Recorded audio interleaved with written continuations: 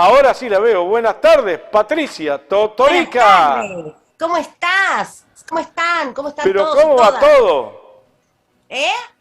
¿Cómo va Muy todo? bien, muy bien. Acá, en la previa de cumplir mi medio siglo de existencia en este plano, por lo menos.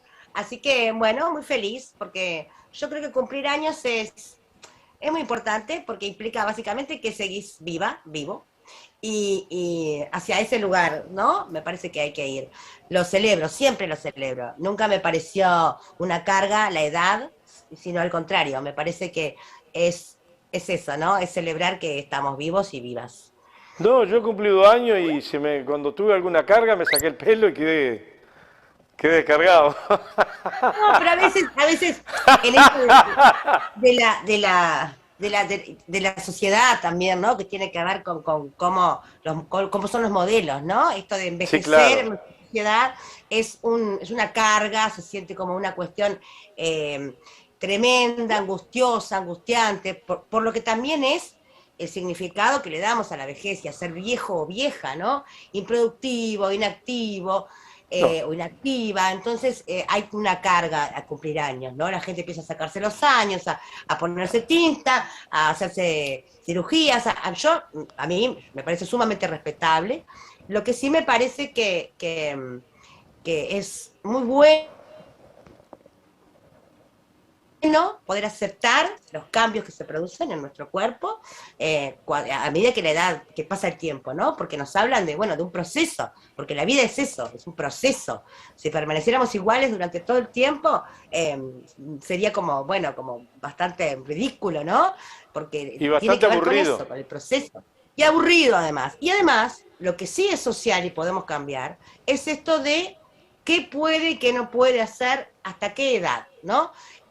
Yo recuerdo hace un tiempo, mi madre y unas amigas hablaban de hasta cuándo usar el pelo largo. Yo uso el pelo largo, este pelo, que además no tengo canas, todavía tengo dos o tres, el día que las tenga las usaré honrosa. Eh, el pelo largo lo uso desde siempre y lo seguiré usando. Pero hay como una cuestión social, ¿no? De que hasta qué edad usar el pelo largo. Una señora de 50 se supone que ya empezaría a cortarse el pelo. La vestimenta, por ejemplo, usar minifalda, usar... Yo seguiré usando la misma ropa hasta que me quede y hasta que tenga ganas. Y Bueno, me sí, parece sí, que... si ve que está muy usada, la cambiás, comprá una nueva, tampoco No, la puté. bueno, claro, convengamos que va a depender del estado de la ropa y no del mío, ¿no? No, acá Eh, me com- dicen, acá me dicen por la cucaracha, no va a ser como vos, papá, que tenés del año 2012 ropa, camisa. Bueno, pero que dependa del estado de la ropa y no del tuyo, ¿no? Esas cuestiones de qué puede hacer y qué no puede hacer alguien según pasa el tiempo. Entonces, por eso mismo es que se sufre muchas veces cumplir años, ¿no? Porque una señora es restrictivo para los dos géneros, pero para las mujeres más. Una señora de 50, 60, tiene determinadas pautas de cosas que puede y no puede hacer, ¿no? Yo creo que eso es una elección. Eso se puede elegir porque no, a mí me parece maravilloso y fantástico. De hecho, tengo muchas compañeras de militancia que son mujeres de más de 70 años y que siguen militando y que siguen yendo y viniendo y teñiéndose el pelo de violeta si tienen ganas y a mí eso me parece maravilloso. Yo siempre le digo a mi hijo que voy a hacer, que lo asuma, creo que ya lo tiene asumido, una vieja loca hippie y, y bueno, y es lo que le ha tocado. ¿No? Porque la felicidad pasa por eso, ¿no? Por asumirnos, lo mismo que el cuerpo. Yo, ya te digo, respeto mucho, respeto la decisión de quien se modifica el cuerpo con cirugías o con lo que sea, lo respeto como decisión personal. Lo que es una cuestión que me parece que tiene que ver con eso, ¿no? Con que el tiempo pasa y evidentemente nuestro cuerpo, nuestro físico, nuestro aspecto cambia. Así como cambia el aspecto de las plantas, de los animales, a medida que el tiempo pasa, por una razón, porque nuestro cuerpo está preparado para otras cosas, pero la vejez, o ser adulto o adulta mayor, que le decimos ese eufemismo porque la vejez nos da miedo, o sea, a mí me encanta vieja, la palabra vieja, y viejo. No le veo nada de malo. Inventamos ahora esos eufemismos de adulto mayor porque parece que viejo y vieja es un insulto. No lo es. Tiene que ver con añoso, muchos años. Y quiere decir que sobreviví hasta acá. Y eso es enorme, es bastante. Que te Y quiten lo tengo, bailado. exactamente, y tengo ganas de seguir viviendo y tengo proyectos. El problema surge cuando la gente, después de jubilarse, por ejemplo, que marca un hito, deja de tener proyectos. Yo tengo proyectos para el resto de mi vida, para lo que venga, ¿no? Y ahí me parece que está como el tema, ¿no? Que la sociedad tiene adjudicado ya un lugar, que el pasivo, esa palabra es espantosa, activo-pasivo, ¿no? Que implica que, bueno, ¿qué te queda? Quedarte en tu casa y ver la telenovela o el noticiero y ya no hacer cosas. Me parece que hay que trabajar en el sentido de que, bueno, jubilarte de tu actividad laboral no implica ser pasivo o pasiva, sino al contrario, que tenés tiempo para hacer otras cosas que por ahí te gustaban y el laburo no te permitía hacer, ¿no? Pero para eso hay que tener proyectos.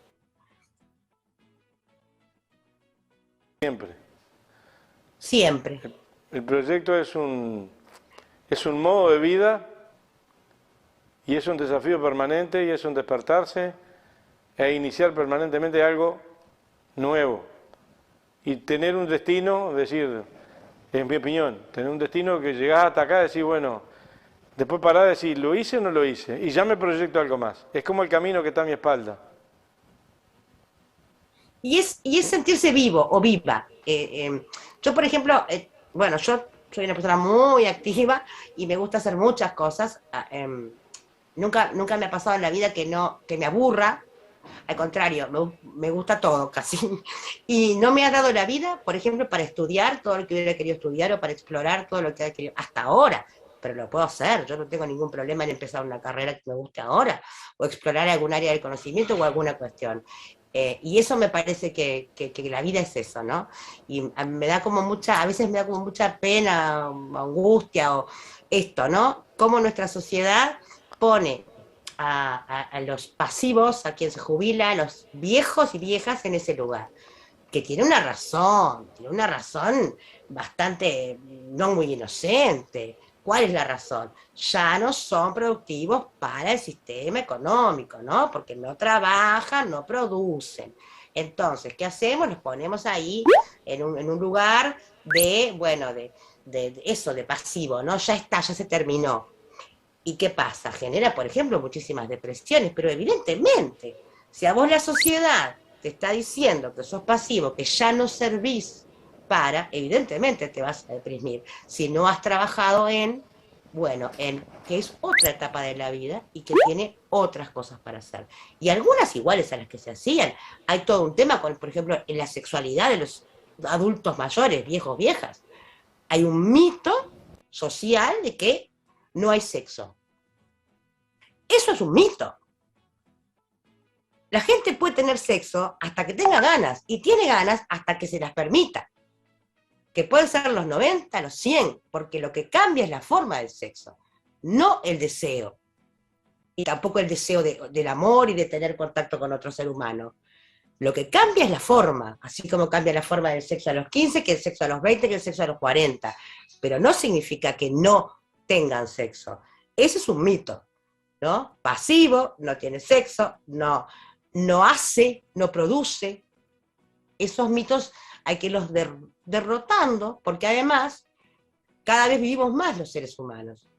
Entonces, estamos dejando esa mitad de nuestra vida, o por lo menos 3/4 partes, para sufrimiento, para ese lugar ¿no? De estar en un rinconcito, no tomar decisiones, que es otra cosa tremenda, se infantiliza la vejez, muchas veces con la intención de cuidar, los hijos e hijas e hijes toman decisiones por los adultos mayores, por los viejos, ¿no? Lo sacan de la casa porque tiene escaleras para que no se caiga, lo llevan, y muchas veces ese cuidado pasa más por la facilidad y por lo que le conviene al hijo, hija, hija, que está en esa edad productiva, que tiene que hacer todo rápido y ya, y no por la decisión del adulto mayor. Yo creo, entre otras cosas, que la gente tiene derecho a vivir hasta sus últimos momentos como quiera, incluso a morir como elija. Eso es como lo que me parece que deberíamos trabajar para generar esa cultura, ¿no? Me fui de lo que íbamos, pero me pareció importante mencionarlo, ya que estamos hablando de esto, ¿no? De lo nomástico, del cumpleaños, de los años que hace que has nacido. Sí, muy importante. La verdad, a mí me gustó el desarrollo, Patricia, me interesa, porque además estoy en una edad, casualmente, que estoy cruzando los 63 y empiezan a venir algunos achaques y todo lo demás, pero yo lo he hablado con algunos vecinos y algunas vecinas. El tema es cómo uno aprende a envejecer. Exactamente, así como aprendiste a hacer, lo que pasa es que lo vemos como una etapa distinta. A La ser cabeza niño, da y a veces hay una parte del cuerpo, la rodilla, ay, que me dolió, y bueno, no tengo la edad de antes, pero sigo con ganas de tirarme al piso a arreglar una moto. exactamente, quizás no corras una 20K, pero si no te entrenas,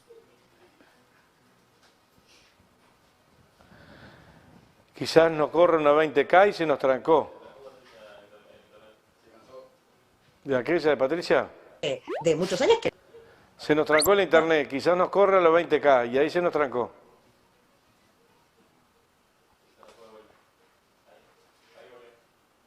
ahora, Ahora sí. volví.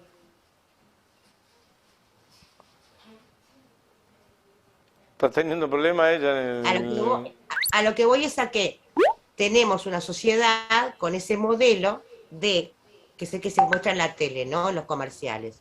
Gente joven, sana, blanca en general, y de clase de media para arriba, que corre y después trabaja y después ya no es como que es eso y ya no hay más nada.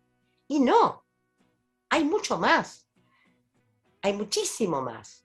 Hay un montón de años donde las personas pueden realizarse en otras cuestiones. ¿Sí? Pueden encontrar pasiones, pueden encontrar hobbies que se convierten muchas veces incluso en formas de mantenerse. Yo conozco muchas personas que de muy grandes, de repente de 70 años, empezaron con un hobby. Tengo una pseudoprima que empezó con hidroponía y ahora está produciendo lechugas y está vendiendo y está feliz. Y eso se puede, claro que se puede. No impongamos el impedimento que tiene que ver con la edad, ¿no? Porque eso es un impedimento que nos pone el capitalismo, porque tiene que ver con, no produce, no sirve. No, señores, no es así. Vamos a... ideas.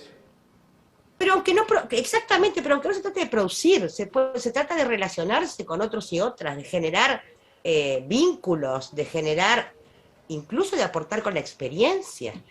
Lo que pasa es que el concepto de vida está enmarcado en el marco, valga la redundancia, de una productividad, una producción. Exactamente, incluso en la productividad reproductiva. La mujer, también ahí hay un tema que tiene que ver con género, cuando deja de menstruar y deja de ser fértil, digamos, también sufre un montón de discriminaciones.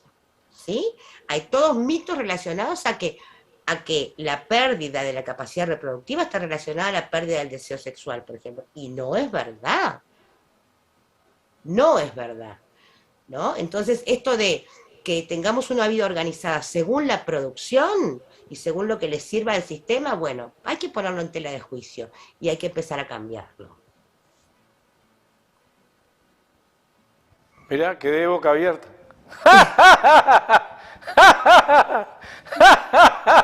Me dejaste boca abierta, mujer. Bueno, ¿cuál era el titular de lo que iba a hablar hoy? Bueno, el titular de hoy es ninguna le suelta la mano a ninguna. Es una frase que se me ocurrió a mí, es horrible decir eso, pero que dije un día en una asamblea que teníamos en nuestro colectivo Resistencia Feminista y quedó como frase de cabecera o frase que nos representa. Tiene que ver con un tema muy, pero muy importante y muy, pero muy serio para las mujeres. Desde siempre, el sistema patriarcal nos ha puesto a las mujeres en la casa, ¿no? Básicamente dedicadas a la familia, a criar. Por lo tanto, nos ha de alguna manera aislado, ¿sí? Los hombres, desde siempre, aún hoy, aprenden desde chicos a tener grupos de amigos. Los grupos de amigas son modernos, son nuevos en tiempos de la línea histórica, digamos. No, legales, voy a decir, pero voy a contar una historia que tiene que ver con la prohibición de juntarse las mujeres. Entonces, y también se nos ha enseñado que es un mito por un lado y aprendido por otro. Si se cruzan gatos, sepan disculpar, cada vez estoy más parecida a Violencia Rivas, el personaje de Capusotto, se cruzan mascotas. Entonces también, ¿no? Esto de que una mentira dicha 1000 veces se convierte en una verdad, ¿no? Y genera mitos, ¿no? Y, por ejemplo, siempre se dice, lo habrás escuchado, hay muchas mujeres, mucho lío. ¿Muchas mujeres? Mucho lío. Mucha mujer junta va a haber problemas. Esto es algo que se repite muchas veces. Y que tiene una base real y una base de mito. ¿Cuál es la base real? Que las mujeres competimos entre nosotras, porque estamos enseñadas a eso. Y por el otro lado está el mito que quiere reforzar esta cuestión. ¿Para qué? Para que no nos juntemos. Porque si usamos la lógica de un sector oprimido y un sector opresor, el sector opresor, ¿qué quiere? ¿Que el sector oprimido se nuclee, se junte, se reúna? No. Quiere que esté aislado. ¿Sí? Podemos traspolar esto a clase, por ejemplo, a cuestiones de etnias, una que domina sobre la otra. Siempre el opresor, quien manda, quien tiene el dominio, trata de que el oprimido no se nuclee, no se junte, porque cuando un grupo, una comunidad se junta, pasan cosas. Entonces, tradicionalmente, nuestro rol como mujeres nos lleva a aislarnos. Hace muy poco que las mujeres empezamos a reunirnos y a mostrar eso, y no es castigado o tan castigado. Durante la Edad Media, la institución de la Santa Inquisición torturó y asesinó a más de 6 millones de mujeres, entre las que había niñas, incluso niñas de 6 años.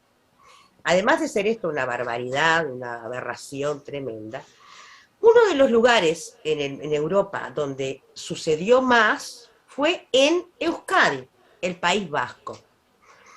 ¿Por qué? Porque las mujeres en Euskadi tenían la costumbre de reunirse.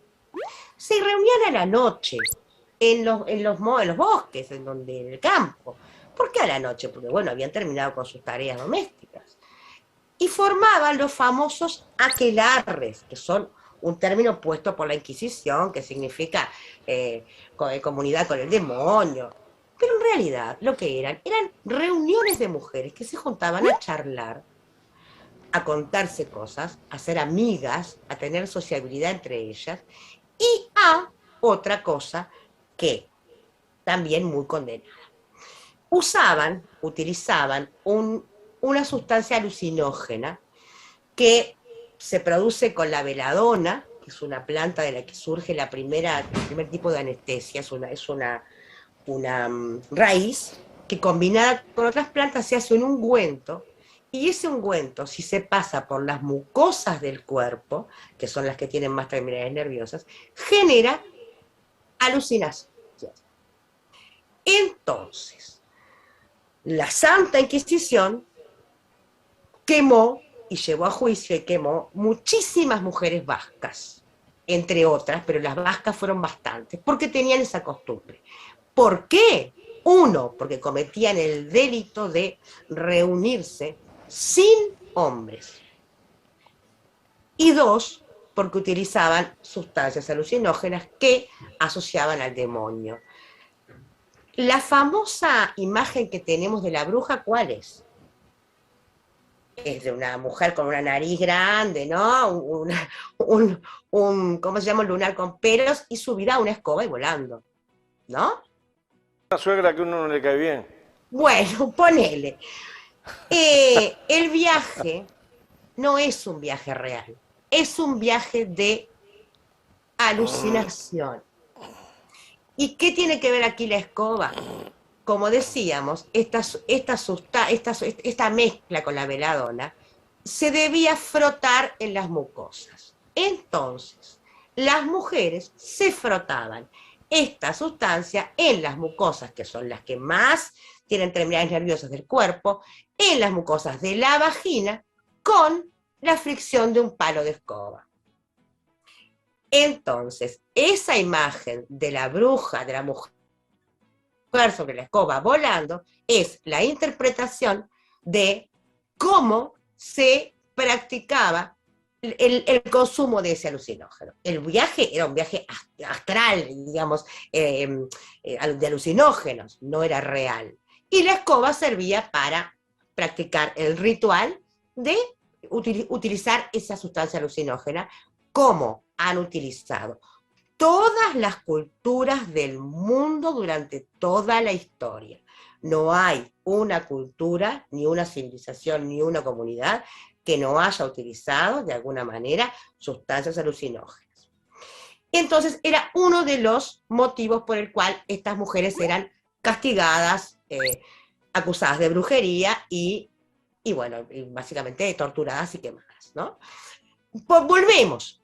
¿Qué se castigaba? Se castigaba la comunidad de mujeres. Se castigaba lo que es la sororidad. La palabra fraternidad es una palabra a la que estamos acostumbrados y acostumbradas, ¿no? De hecho, es una de los pilares de la Revolución Francesa.